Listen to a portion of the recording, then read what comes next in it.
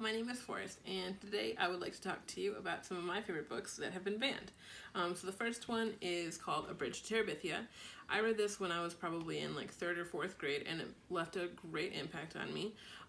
It is about death, which is why it was banned, but I think it's really important that kids learn about death and the grieving process from a book instead of having to have their first encounter with it be in their real life. And this book really helps with that. The second book is George, which came out in 2015. It is a book about a girl who was identified as male at birth, and she goes through the troubles of trying to convince her play director that she is able to play the female character in their school play. And so she kind of talks about the issues that come about when we stick to really strict gender lines and don't let kids explore who they really are. And so again, this is a great book for younger kids to read because it's super simple. It goes into the issues of gender and why we shouldn't necessarily put those boundaries on kids as young as we do already. The next book I actually read as a part of my middle school curriculum.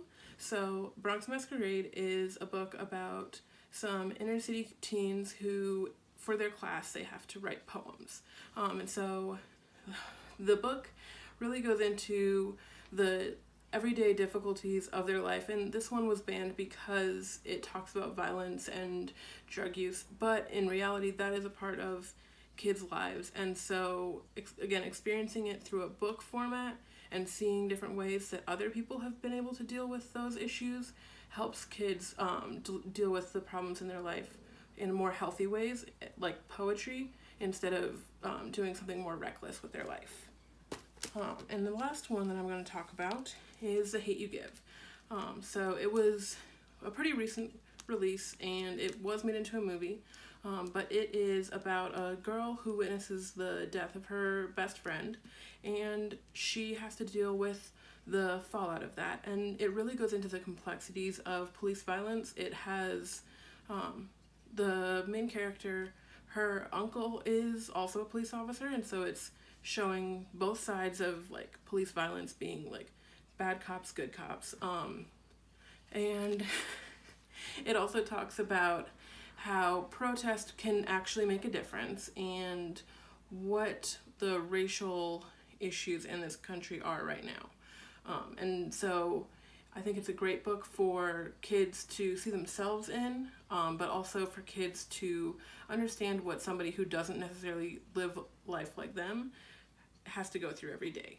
And so these books have been banned for a variety of reasons, but all of them really are because they're about topics that make parents uncomfortable. And so the reason that these books are so important is because it gives kids an opportunity to explore these issues without having to deal with them themselves, and really give them an outlet to understand those emotions.